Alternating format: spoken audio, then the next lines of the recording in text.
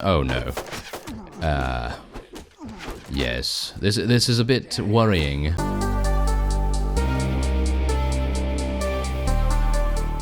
Hello, Reformers, and welcome back to the last days. Now, we have arrived at a very exciting time here. We have a situation at the Corsair camp. It's come under siege by none other than Angbor the Fearless. And he also has Prince Emrathil, or something along those lines. He has a prince helping him out. And, well, suffice it to say, the Oath of Vengeance quest that I told you about previously, that actually does have a time limit on it. And so we are going to try our very best to achieve the goal in whatever it is, because it doesn't actually tell you the goal either. So I'm going to try and kill as many Gondorian units as I possibly can, and to do that, we are going to try and defeat 280 Gondorian units. We have 700. I have about 100 and... Do I have 130? That doesn't sound right. I think I might have 130. Oh, well, never mind. I do have above 100 at least. I have about 60 Orcish archers. And let me just say that they're probably going to be absolutely awful because, let's face it, they're not the greatest archers, are they? I feel like if they had piercing weapons, then that would be a different story, but I think they have cutting weapons for the most part. So anyone that has heavy armor in this particular siege is not going to do very well. Oh, this is interesting. Vastly different from native, all troops, including the players, are distributed amongst different teams. The player is then in charge of commanding their team, while the AI is in charge of commanding the other teams. This allows for a smarter squad-based siege battle, and I couldn't read the rest. Oh well, never mind. But that's very interesting indeed. I don't think I really need to do anything in regards to commanding my people. I think all I need to do is just stand here and murder everyone that comes up. That's exactly what I'm going to try and do at the very least. I don't know whether this is good though. Me using my blunt weapon is knocking them unconscious very easily in actual fact, but it is in turn maybe not counting for the quest. Should we actually take a look at that? It's not going to give us any notification, right now. It's actually going to wait until we're done here, of course. Well, never mind. Okay, I guess, you know what I could do? I could just use my spear a little bit. My spear is actually pretty good, I feel. I think we're pretty good at using the spear, so why not? Yeah, there we go, there we go. Take him out. Oh, that's blunt damage as well. That's rather amusing. Oh well, never mind. Okay, maybe I can do some damage here. Yes, is this? Oh, that's an Umbar sailor. Never mind. I actually thought that was a Rohan youth. I was about to say. That's probably not going to work out too well, considering. Yes, we're not fighting Rohan here. Thank you. Okay, well, let's just continue to do some damage then, because I am actually dealing pretty nice damage with our piercing spear here. Look at that, 52 damage. That's really nice. We have some more Umbar coming in from the side there. Look at that, 52 damage. That's really nice. I'm hopeful, I think it is the case, but I am hopeful that it's not personal in terms of the objective. I hope that it is just, your forces eliminate this much, enemies. I think that could be really good. And if it isn't, then I don't exactly know what to do. But I think we will have the advantage here. I mean, we have overwhelmingly the advantage in terms of numbers, but obviously in terms of troop quality that's probably not the case. Anyway, can I actually get down there? Yeah, I can get down there. Do I want to though, is the question. I suppose maybe yes. It might make sense, but they seem to be, they're actually coming up now. These Gondorians, they need to make up their mind. Do you want to die down there or do you want to die up here? It seems like some of them want to die up here, so that's perfectly fine with me. Yes, okay. I know you can't see anything because of that tent, but I am hitting a couple of people, or at least I'm trying to. Yeah, stab them. Yeah, there we go. There's a little bit of a stab. Yes. Okay, thankfully they're actually, it's kind of amusing. They're facing away from me, which is kind of amazing. It makes a huge difference in how much damage we're able to deal. And I don't exactly know why they're doing that. It's probably because they are a bit afraid of being shot in the back from the many, many archers. But as soon as they come up here... Actually, you know what? I could just go down here. Look at that. I could actually just come down here. How many of them? Whoa, okay. We've already eliminated basically all of them. This is going to be fantastic for our quest. If it counts, I'm hopeful that it is not our units that actually need to get kills, and I'm hopeful it is just whoever is in the battle with us. So in other words, allied units as well. If that is not the case, however, I think we might be in a bit of trouble. Because I don't know whether my forces have actually done anything. You can see here I have 18 archers and 8 infantry on the battlefield at the moment. I gotta say that this is a really, really spectacular siege layout, and I'm very appreciative of it, because that's the one thing that you've got to say that is kind of a bit weak about Warband Native. And that is, of course, the sieges, because the sieges in general, they just eventually become a big grind. Whereas if you have different, and I'm talking about vastly different environments to fight in, then you're going to be in a much better situation. And that's exactly what you've got here. I mean, you've got numerous different boats that you can, well, ships technically, that you could go onto, and you can have a whole bunch of fun in the process. Okay, so we lost a huge amount of our Felork trackers right there. That is to be expected. We lost 43 units in total, and our allies lost 87, and we did eliminate the remaining numbers. 32 rank points and 16 influence with Umbar. That's pretty decent. They're both going to escape. Well, what do we have here? We have another vassal on our hands, and let me just tell you that the siege defense that we participated in, that only counted for 17 kills for our quest. And, well, suffice it to say, I think that's probably the amount of kills that I was able to get personally with my spear. That's it. I don't think I was actually able to get anything else. So we are now at a total of 57 units. And there's a reason why I'm prioritizing this task, by the way, because we have been told, or at least I have been, you know, enlightened, shall we say, as to the effects of the task if you are unable to complete it in time. And basically, what it is an Oathbreaker task. And it kind of makes sense now, because obviously, Oath of Vengeance, you know, if you take an Oath of Vengeance to, you know, avenge whoever, then it is expected that you will make the enemy pay in some way. And that's exactly what I'm attempting to do here, of course. But the effect that will come into play if you fail is the Oathbreaker trait. And basically what that means is it will reduce your influence, or you will lose a little bit of influence every single week. I have no idea how much influence this is going to be, so I'm basically just making sure that I'm able to do it, or I'm trying to make sure that I'm able to do it. I don't know whether I'll be able to at the moment, but as it stands, we are in Gondor territory. I have a somewhat decent enough army to continue to stay here. Just bear in mind that obviously it's a little bit difficult for us to have the longevity and everything, you know, considering we are playing as Uruks and Orcs and everything. They do not have longevity, that's for sure. They are very, very easy to kill. And the only way we're actually able to kill anything is because of numbers. And so if we make sure that we have a good amount of numbers, which is hard enough as it is because they just die so quickly, it's probably going to be one of those things where I'll need to go over to one of Mordor's fiefs once again and gain some more units. And speaking of gaining more units, I just did that. Yes, I just did that. So I have a whole bunch of Orcs of Mordor and various other things like that to hopefully help us out in the coming battles. Now, bear in mind that there is another vassal nearby to us right now, so I'd like to be able to intercept that fellow as well, because obviously that's the thing, we're up against the clock right now. I have no idea how long it will take.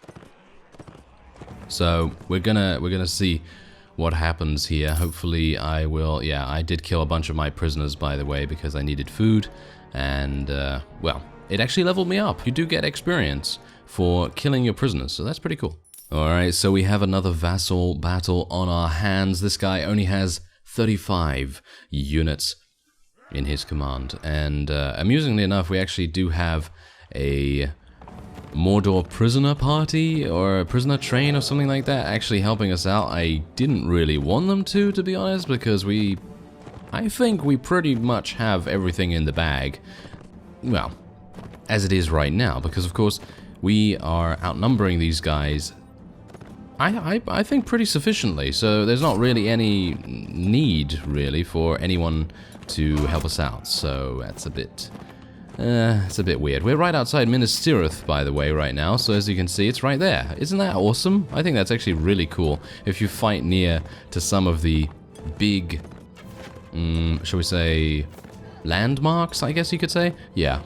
If you fight nearby to any of those, then you're going to be in having, I don't know, you're going to be in awe, basically. You're going to have a huge amount of fun just fighting next to these things that you've heard about, seen, read about, and so on and so forth in various forms of media. And yeah, it's cool. It's cool. I like it. That's a nice little addition, because usually I would not notice that whatsoever, or I wouldn't notice the surrounding area because, well, it's usually just some kind of, you know, 2D mountain or whatever the case may be. And, you know, obviously that's to save resources and everything. You know, you don't want to fully render some huge mountain that you're not going to even touch, you know, or shall we say the player is not going to even touch. But that is a real city over there that you can go inside. It's not just some random bit of geography, I guess, and it's not like that mountain up there. You can't go up there. So yeah, it's pretty cool to see that, actually. Anyway, there you go. There's another little bit of progress, I suppose you could say, and yeah, a little bit of rank points as well. This is becoming a bit of a habit, isn't it? Yes, we have another Gondor vassal here. I have no idea why they're all coming out of the woodwork, and they all seem to be relatively, shall we say, fielding lower numbered armies, basically. I've seen a bunch of vassals that actually have a lot of units to command, but I'm not seeing any of them right now. I'm seeing all of the ones that have very few numbers. This guy himself has a bit more than the previous ones. He has 60, and that makes me a bit worried, because obviously if he has even 10 or even 5 of a very, very powerful unit, like a knight or something along those lines, then I think we're going to have some problems. Although we are in the trees, and we do have a pretty fantastic positioning here. We're on a bit of a hill, and that's obviously going to make things a little bit easier for us. Or is it going to make it more difficult? Who knows? I mean, you can see right here that our infantry are having some difficulties. I'm going to tell my infantry to charge in now, actually, because we need to. And, well, this might actually prove to be quite bad for us. We'll see how it goes. I think there is there someone helping? I don't exactly know whether there's someone helping us out or not, but anyway, yeah, the progress with the Oath of Vengeance quest, by the way, has gone to 89. We are now at 89, so we started this episode with 40, and we now have 89, so that's a decent amount, but obviously I'm kind of rushing to try and complete it before the time limit is up, because, let's face it, no one wants to have the Oathbreaker trait, and, well, I mean, it would kind of fit, wouldn't it? It would kind of fit us, because we are in Uruk, and technically oath breaking is kind of what we do, kind of thing, but yeah, obviously not breaking our oath to Saruman or anything like that. Don't let him hear us talk about oath breaking. Oh no, he's gonna well, cast some kind of magic. He's gonna turn us into a chicken or something. We have now entered the Druadan forest right next to Minas Tirith, and just bear in mind that thanks to all of these fights, we have been able to rank up once again with Mordor, so we are now rank 7 with them, and I think that is the rank that we required to recruit that companion in Minas Morgul. I think that is actually the exact rank that we needed, as far as I'm aware. Maybe he was actually able to be recruited a lot earlier, but well, I think we have enough now, or at the very least we have enough influence points, or, you know, whatever the case may be. So it's pretty good for us to do this anyway. And yeah, it will obviously help Mordor to become even stronger. I mean, we kind of need to help Isengard at the moment. I mean, you already know what my plans previously were, but thanks to a couple of you helping me out in the comments about this quest, my my destination and the journey to get there kind of changed a little bit. So yeah, that's it's kind of annoying, but it's one of those things that you're gonna need to do. You need to stick with these oaths of vengeance, especially if you're up against your arch enemies. Speaking of helping the Isengard forces, we've actually come across Eastfold coming under siege by Gridarsh, the tree biter, and we're going to help him out, obviously. This is the first time, by the way, that we've ever helped out in a siege offense, so it should be a rather interesting experience. Obviously, we have done a siege defense, and we have seen kind of the layout of that particular map, so this is going to be a completely different thing. And yeah, luckily we were pretty close by, because obviously I was in the woods right next to Minas Tirith, and this is the town just next to that. So let's join the next assault. There, it's a bit. Oh no. Yes, this is a bit worrying, because there are a huge amount. This is a destructible target. Oh, okay. So let me see if I can help out here, do a little bit of damage. But yeah, the main problem that I'm having right now is that we are well, we're not really outnumbered, but we have, shall we say, about the same amounts of units, because there's actually someone, I don't know who it was, but there is a vassal of Isengard somewhere a little bit further than the town itself, and they are fighting a caravan. Yes, they're choosing to do something very important, not really, and instead of helping out in this particular siege. And this is not going to go well, I think. I don't think this is going to go well. I mean, I wish I had some long-ranged attack of some kind to maybe kill these skirmishers on the walls here, but I think considering Rohan is not going to have any cavalry here, I think we have the advantage. We should have the advantage, at least. I mean, I can only hope that that's the case. Anyway, I'm going to get out my spear here, because that kind of makes sense in such a... Well, I'd like to be able to use it to like, poke them from a bit further away. There we go, there we go. There's a little bit of damage right there. Maybe we can get a little bit more. Maybe. I'm in a very weird position here. Yeah, there's a bunch of people. You know what? Let's just get out my sword and shield and just try and murder our way through. Try and make a hole, basically, in the defense, and then we'll try. Yeah, I got hit for 17 damage. That's really bad. That is really, really bad. Okay. Oh, I've made one. Yes. Come on, guys. Let's go. Oh, no, never mind. Okay. Apparently they don't want to join me. That's kind of bad. Yes, that's... Oh my, okay, yeah, that's really bad. Okay, I am gonna die. Think so. Yes. This guy's fighting underneath the roof, and I can't hit him. That's hilarious. There we go, now I can hit him. Kind of. There we go. Could you just leave me alone? Thanks very much. Okay. Phew. Now, can you imagine an actual Uruk getting into one of the Rohan towns by himself, and then being like, oh, all my friends are not with me, and I'm not going to be able to feast on man flesh alongside them. Wouldn't that be sad? And then you can just imagine sad music playing right now. Yes. Or maybe you don't have to imagine it.